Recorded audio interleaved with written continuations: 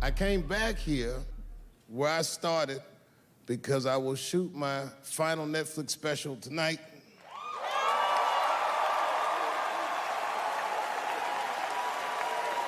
That's right. And after this shit, it's time to make America wait again. I've done too well. You know, if you black in show business and do too well, it's scary, nigga. Like, you gotta get the fuck out of the casino while the getting's good, while you're still winning. If you don't walk away from the table, that's how niggas get Kevin Harted. You already know. That's my man. I'm just saying, if he got a sex tape out, well, it's just a matter of time for me.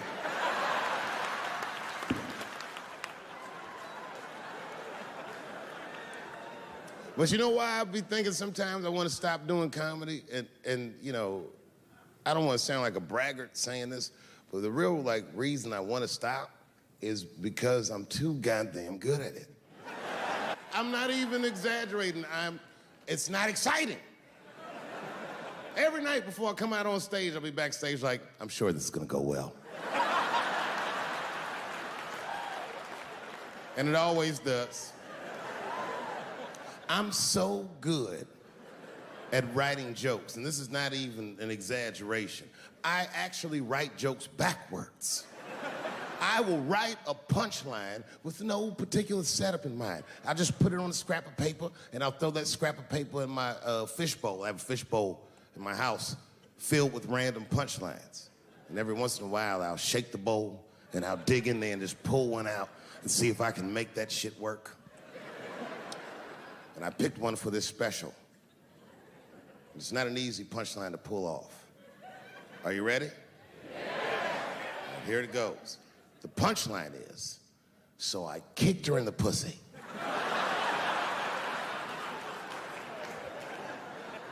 I haven't finished the joke yet. I just know whatever happens in the beginning of the joke, at the end of the joke, for some reason, I'm gonna kick somebody in the pussy. And it's going to be hilarious. And you know what's weird? I've always remembered a time when I wasn't. You know, when I was growing up, I was probably about 8 years old, and at the time, we were living in Silver Spring. Yeah. Yes. Common misconception about me in D.C., a lot of people think I'm from the hood. That's not true. But I never bothered to correct anybody because I wanted the streets to embrace me. As a matter of fact, I kept it up as a ruse. Like sometimes I'll hang out with rappers like Nas and them, and these motherfuckers will start talking about the projects. Yo, it was wild in the PJs, yo. And I'll be like, word, nigga, word. But I don't know. I have no idea. My parents did just well enough so that I could grow up poor around white people.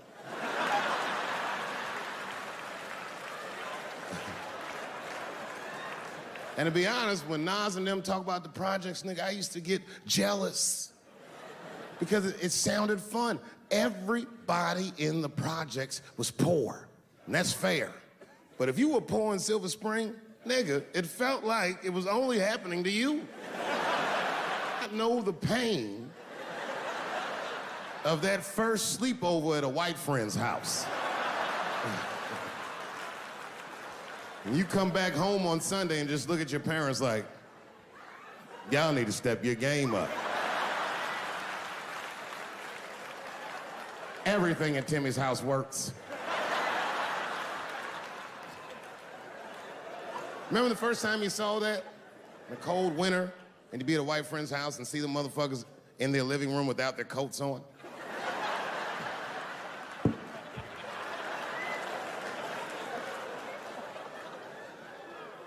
Timmy was one of my first white friends, like, in my life, man. He's a good dude, too. He moved to Silver Spring from Utah, of all places. I guess his family was affiliated with that Mormon church they got down there, and me and him used to hang out. And one day I was at his house, we were just hanging out, and Timmy says, Dave, why don't you stay for dinner tonight? I said, oh man, I'd love to, but I can't. If I'm not home before dark, my mother will kill me. That was a lie. My mother had several jobs. I hadn't seen her in like 3 or 4 days. At that point in my life, it was my experience that white dinner wasn't delicious.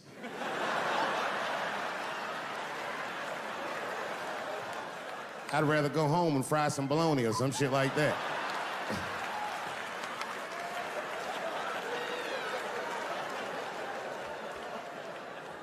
But then old Timmy threw me a curveball I wasn't expecting. He said, oh, it's too bad you can't stay, Dave, because Mom made stovetop stuffing.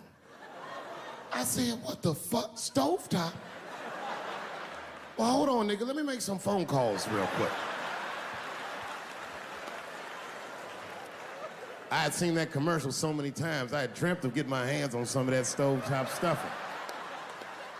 And finally, I met a motherfucker that actually had a box of stovetop in the house. I couldn't miss this opportunity, so I pretended to call my mother. And then I came back and I said, when the people will rise, even if you took the whole of the French army and added to you, you will never bring them down.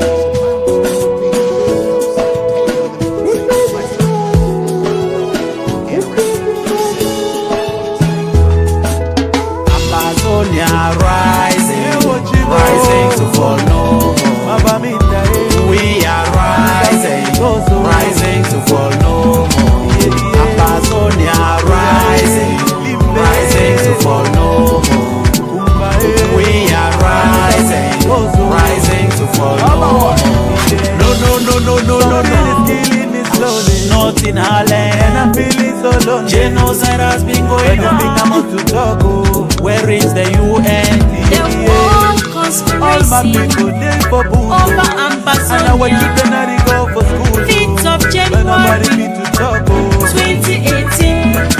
Our leaders were adopted in Nigeria. From Naira Hotel, where to I go? We need our leaders, dead or alive. A second time, man told the veterans, release them.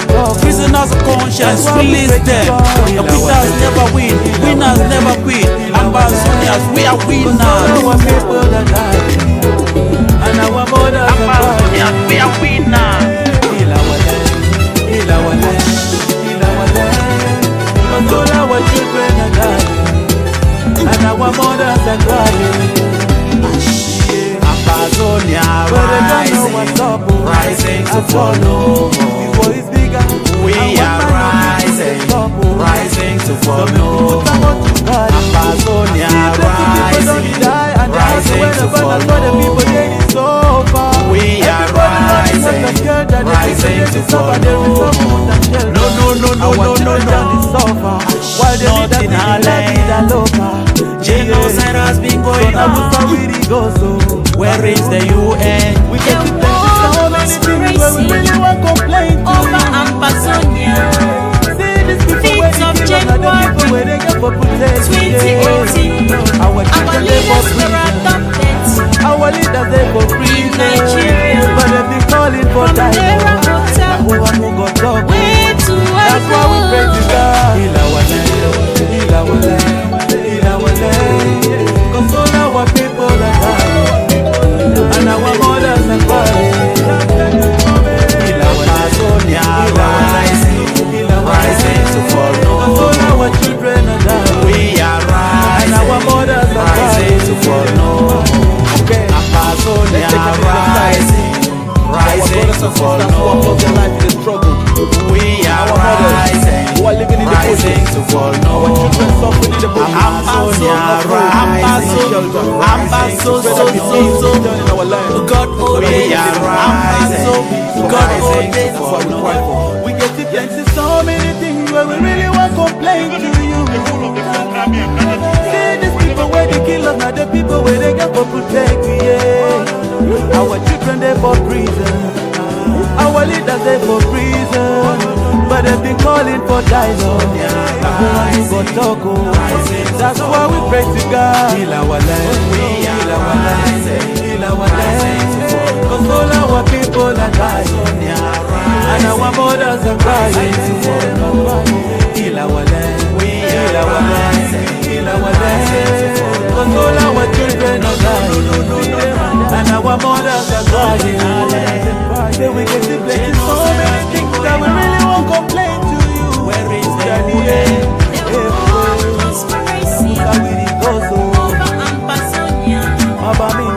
Feet of January 2018. Our leaders were adopted in Nigeria from Nera Hotel.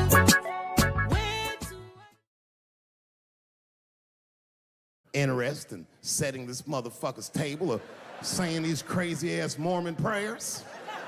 I just wanted that goddamn stuffing. My hands first. My plan was simple. Wash my hands slowly, and by the time I'm done, the table will be set, the blessing will be said, and all that there will be left to do is eat. Went to the bathroom. I washed my hands very slowly. I must have been in there for about 10 minutes. And suddenly, one of his mothers came to the door.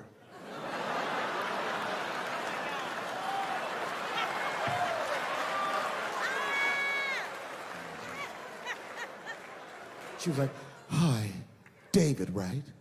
I said, "Yes, ma'am."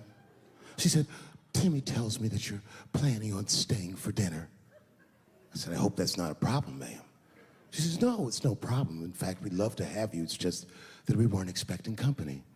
And I'm afraid there's not enough stovetop stuffing for everybody."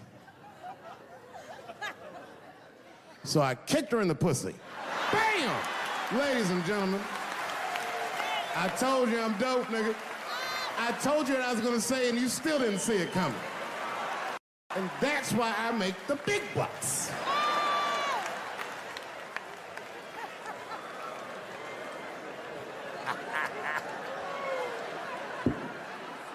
Oh my God. But there's a more important reason that I would stop doing comedy right now. And this reason is the real reason that's been percolating, and it really is the crowd, not you. I'm talking about the crowd on the big stage. It's too hard to entertain a country whose ears are so brittle. Motherfuckers are so sensitive, the whole country has turned into bitch-ass niggas.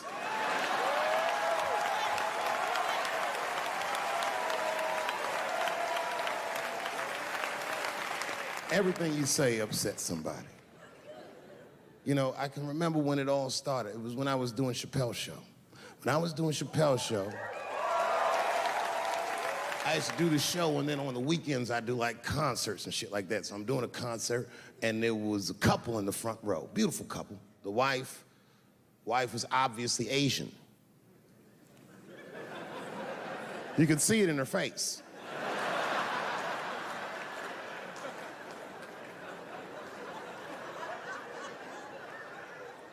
The husband, this motherfucker was mysterious, to say the least.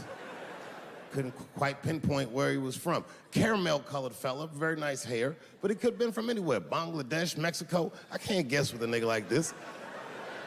All I knew for sure about this guy is that his wife was a bitch. I could see that in her face, too. No, he was laughing and having a good time, and she was scowling at me at a goddamn comedy show. I couldn't figure it out.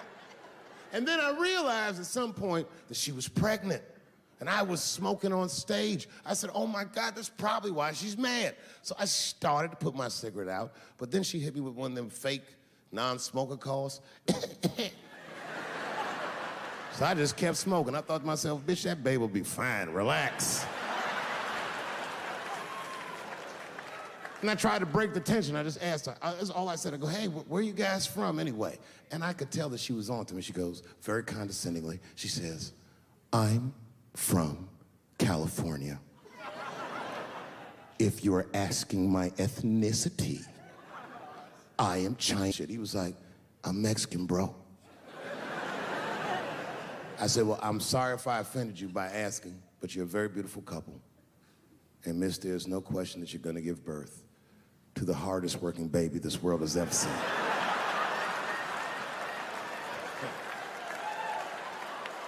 That's not a bad joke. She got very upset. She got up to leave immediately, but she didn't just leave. She had to take one last dig at me on the way out. I will never buy one of your fucking DVDs again, Dave Chapelle. I said, ma'am, with all due respect, Chinese people don't buy DVDs.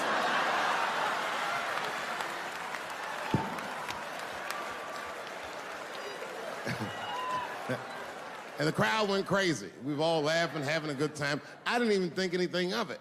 And then just 3 days later, this lady sends a fucking letter to my promoter telling him not to book me for shows anymore because I was, quote, racist, and I'm quoting her, insensitive to the nature of my interracial marriage. I was like, word, bitch, I was.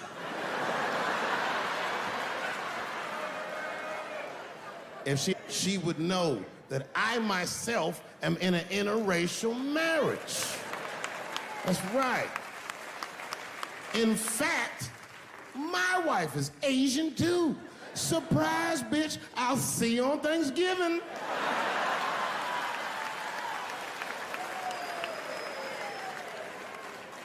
But my wife's not Chinese. She's Filipino. That's right. And our kids are Puerto Rican somehow, so there you go. I don't give a fuck about interracial marriage. In fact, you know what? My mother is half white. A lot of people don't know that. Well, all right, you were a little too excited, but okay. A lot of people don't believe me when I say that, but it's true. You can't tell looking at me, but if I grew my hair out, you would think you was at a fucking Cat Williams concert. My shit is beautiful.